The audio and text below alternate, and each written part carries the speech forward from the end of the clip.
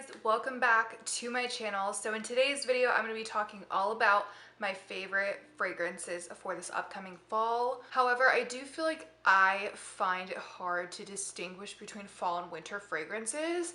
Like I can somewhat find a little bit of a distinction, but to me they're virtually the same. So I probably won't be doing a winter fragrances video unless I see the need for it, but ultimately when I'm looking for a fall or winter fragrance, I'm looking for something that's cozy, ideally sweet. So yeah, this is the time of year to bring out your heavier fragrances, your sweeter fragrances, just because I feel like those can be too cloying in the warmer months. So without further ado, let's just get into it. I actually have more than I expected that I haven't been wearing because it's been too hot, and I just can't wait to get these on my body ASAP. First, let's start off with one that I've been seeing in a lot of people's fall fragrances videos, and it's Kilian's Angel Share. I specifically bought this with fall and winter in mind.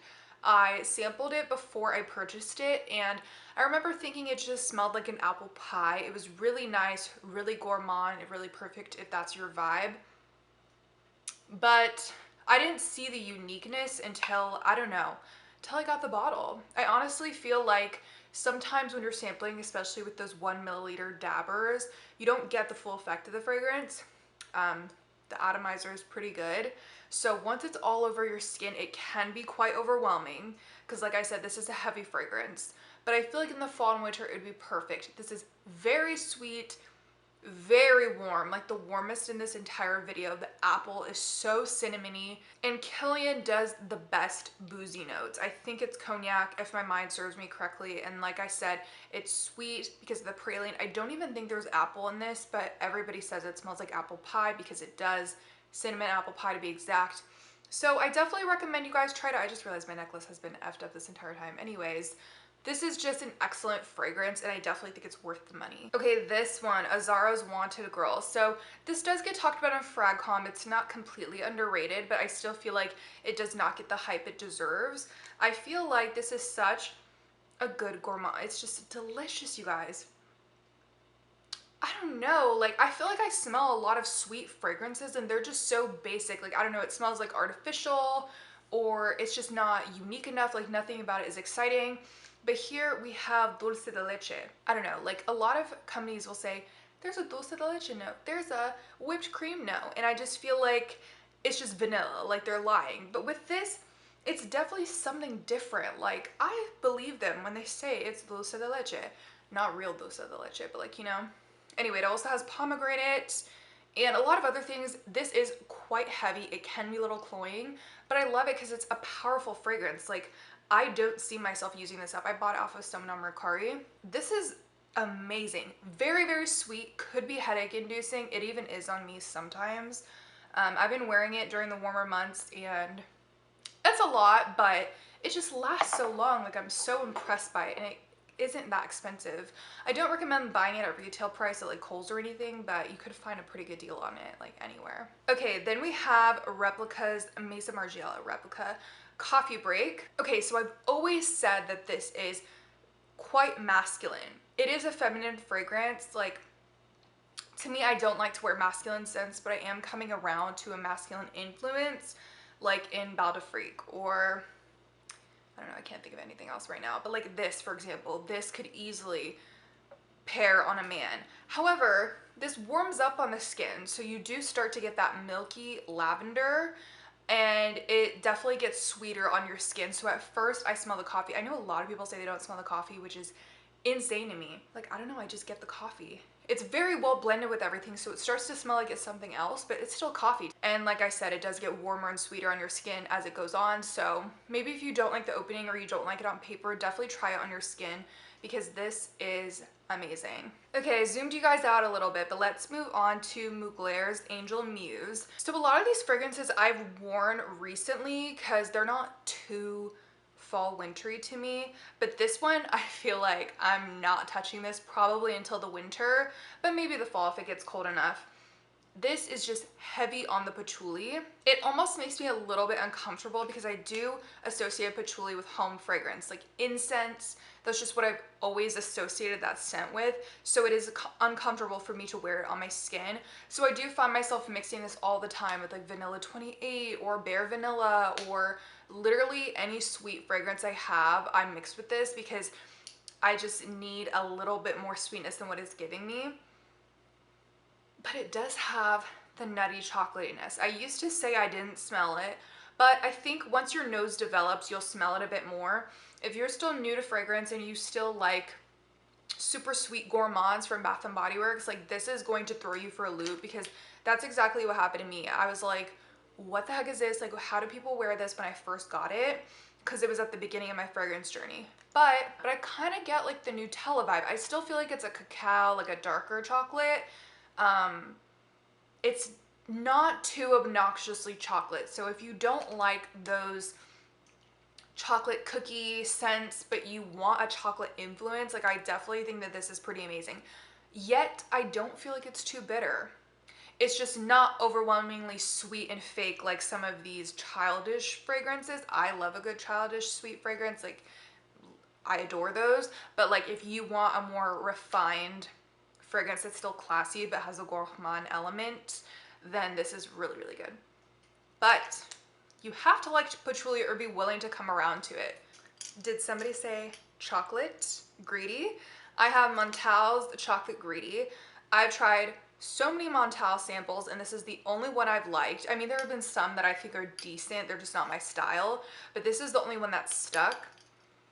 And I haven't put this on in so long. It's getting a little bit of dust on it. And by so long, I mean, it's probably been like 2 months, really not that long.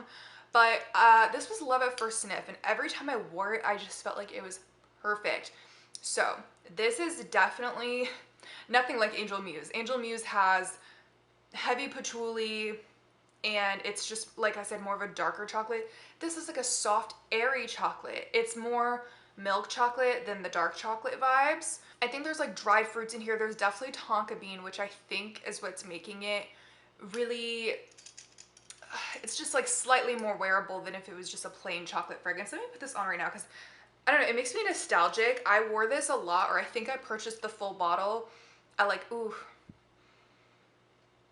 at the peak of COVID or something. Like, I was buying so much perfume during COVID. I think a lot of people felt the same way. Anyway, I was just buying lots of perfumes during the pandemic. I was working from home. Like, I would barely ever leave the house. The highlight of my day were my packages coming by every single day. I miss those days, you guys, because now I'm in law school and I don't get packages every day. I don't even get packages every week. It's kind of sad because retail therapy is like one of my favorite things. But anyway, anywhoomst, it's a little powdery, but like a chocolate powdery, not like floral powdery. It's so good, you guys. It's soft, it's airy, but the chocolate is so present. Like, if you're not trying to be disappointed and you want a chocolate fragrance, this is a chocolate fragrance. A lot of y'all about to be real mad at me, but it must be said, I love black opium. So I was one of those naive people who, I guess I didn't realize I was being basic at the time, but like this was my signature fragrance before I got into fragrance. And I don't know about y'all, but like I didn't smell that many people wearing this. Like, maybe it's just where I live, but I guess I was basic. But if this is basic, then I don't want to be unbasic because it's just good. The pink pepper adds the right amount of spice, but it's still very sweet, which is what I love. I definitely prefer this to La Vie Belle. I just cannot get into that fragrance. None of the flankers. I feel like for me, black opium is where it's at, and it's just perfect for fall, winter. It's sweet, it's a little bit heavy, it's a little bit spicy. Like, those are the things I'm looking for in a fall, winter fragrance, and this definitely delivers. I'm kind of like scared to wear it now because I'm so into all these other fragrances that are so much more unique and less common, at least to like locals. I'm sure the fragrance community, like y'all all know what these are. They're not that unique. But like this, I'm kind of scared now. I'm like, I don't want to be perceived as basic, but that's just y'all getting in my head because I really should not care about that crap. You know, if I like the fragrance, I like the fragrance. Okay, not gonna talk to you about Good Girl, but I'm gonna talk to you about Good Girl Suprême. Supreme, my favorite. I see a couple people talk about this and I always get excited when I see it, but it's so underrated. Like, I feel like People always talk about légère, I don't even know how you would say it. What's the other flanker? A lot of people are talking about Very Good Girl, but this for me is where it's at. I've come around to the original. It's sexy, gives Black Opium vibes, but obviously different. This is completely different from Black Opium and from the original because it's creamy. Berries and cream, berries and cream. I'm a little lady likes berries and cream because this has Egyptian berries and it has, I think, tonka bean. I know it has jasmine for sure, but like something about this is creamy, you guys. This is a date night fragrance to me. Specifically date night. Like literally, I would not want to wear this to, actually I brought this to Vegas, so I don't know why I'm lying. Like I was single in Vegas, whatever. And I wore it to the casino and to the bars and stuff, but I don't know, to me, this really is sexy. I don't know, I've kind of associated with that. Like it turns me on a little bit, not in a weird Jeremy fragrance way. Just kidding, shout out to Jeremy. It has, what's the word? I don't even know the word. I don't think pheromones is the right context, but it just has something that's sexual to it. And I think it's just that it's like dark, but it's creamy, but it's sweet, but it's not too sweet. So it's nothing like Angel Share or like Cloud or something like that. Like it's sweet with the berries, which I feel like is the perfect fruit because it's not too much. I don't know, you guys, this is a gem. Definitely recommend smelling it. My favorite flanker from Carolina Herrera's A Good Girl. Okay, you guys, it upsets me whenever I really like a fragrance and then I start falling out of love with it, but I'm still gonna mention it because I feel like I still do like it. And this is Dior's Poison Girl Eau de Parfum. And I did go out of my way to find the EDP because I didn't want the EDT. And I do really love it. I'm gonna wait and see how I feel during fall and winter because I feel like it'll be perfect. But for now, I don't know, I'm getting a lot of the almond note, which is present in Hypnotic Poison as well, and Poison Girl. It's kind of like the quintessential Play-Doh almond note, but I feel like it's worse in Hypnotic Poison. Hypnotic Poison would have been in this video, but I've since gotten over it. Like I don't appreciate the Play-Doh note. There's still that almond in this fragrance, but it's balanced out by the roses and the citrus influence. So there's like orange, I believe, and some lemon, if I'm remembering correctly. And it just has a lot more notes, so it's not as bad. But I think I just got in my head about it because I was wearing it the other day. I might have sprayed too much. It might have been too hot outside. I don't know what it was, but it was a bit cloying and the Play-Doh almond came out for me. So this is just so ironic because when I first got this fragrance, it was love at first sniff and I was obsessed. It's very sweet. It's very heavy. It was like my gourmand dreams, and I love an almond note, but I don't know what happened recently where it's been smelling different to me. And this is why I'm such a big seasonal fragrance person. I know some people completely disagree with that, and I get it. Like you want to wear your fragrance whenever, get your money's worth. But for me, like I have enough fragrances to rotate for each season, so I'm not just gonna wear this on a hot summer day, you know what I mean? When I could just wait a little bit and it'll smell better. And that's another thing, like it just won't work in hot weather. At least for me, like I'm so sensitive to temperature and I have to walk around, you know, to get to my classes, to get to the grocery store. And it's just like, it affects how I feel about the fragrance. All that being said, this will probably be perfect in the fall and the winter. I used to love it. I used to say it was my favorite fragrance that I owned, but it's not even in the top 10 anymore. I still love it. It's still so cute. Like it's still so good. I will update you guys like in current favorites videos over the next few months and see if it pops up because I do think it's something special. Maybe you guys might like the EDT because I'm warning you, it is quite heavy. Okay, everybody knows Tom Ford's Lost Cherry is the essential fall winter fragrance, but obviously you could wear it every day. I haven't worn it in such a long time, mostly because it's so expensive and I have this tiny 30 ml.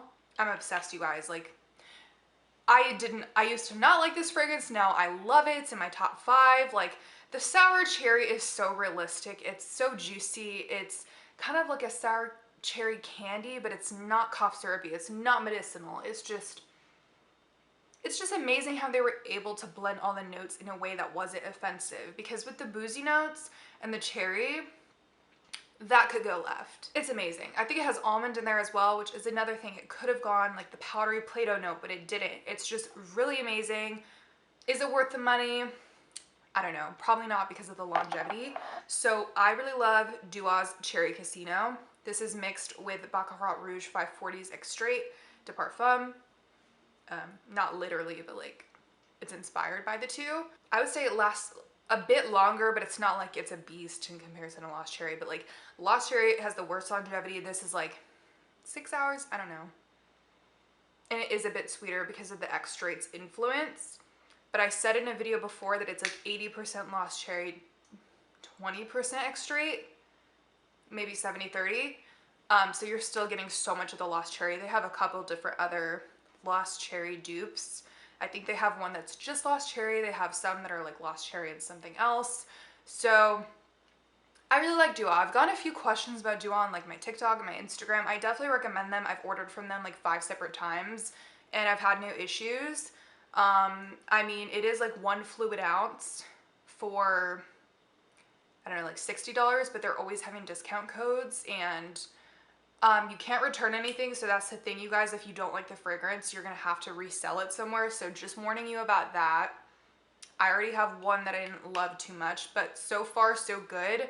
I would just recommend like trusting your instincts, like sampling the original first and not just like taking a risk. I wasn't gonna mention this one, but I have to. Like I haven't been wearing it all spring and summer, and I feel like it's because it's so gourmand and so sweet that I'm waiting for the fall and the winter. And it's the House of Ouds What About Pop? And this was my first niche fragrance. And it was love at first sniff, and I was so excited to get it. And then when I got it, it's like I suddenly did not use it. It was so weird and so annoying of me, because now I kind of wish I got Keep Glazed. I have my issues with Keep Glazed too, but I feel like it's definitely more wearable than this one. But the reasons I don't want to wear this one are the reasons I bought it in the first place. That it's so unique and so realistic.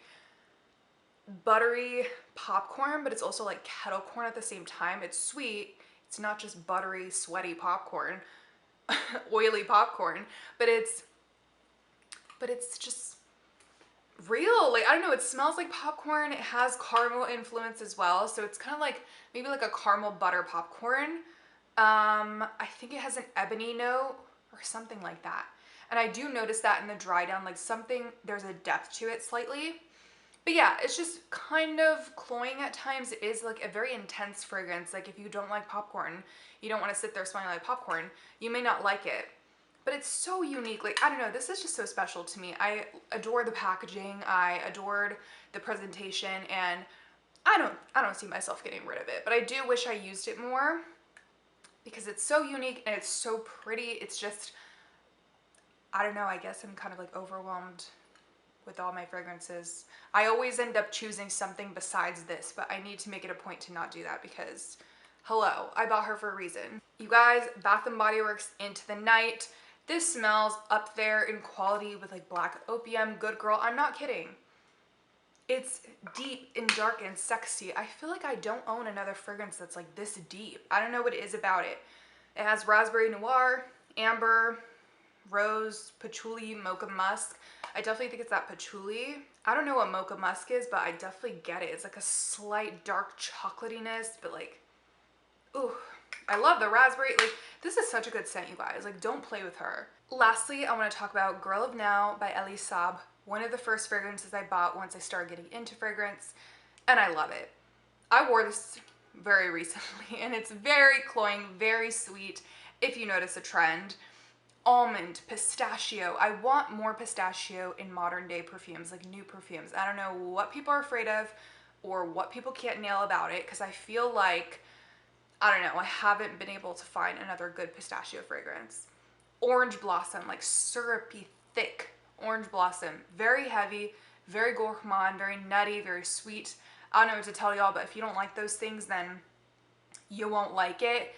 But it's gonna be perfect in the fall and the winter. It's so feminine, so cute, and I want to wear it more in a more appropriate setting to where it's not giving me a headache in the heat, you know? So I want to thank you guys so much for watching this video. I hope you enjoyed my recommendations. Please let me know what you're going to be wearing this fall and winter down below, and I'll catch you guys in my next video. Bye!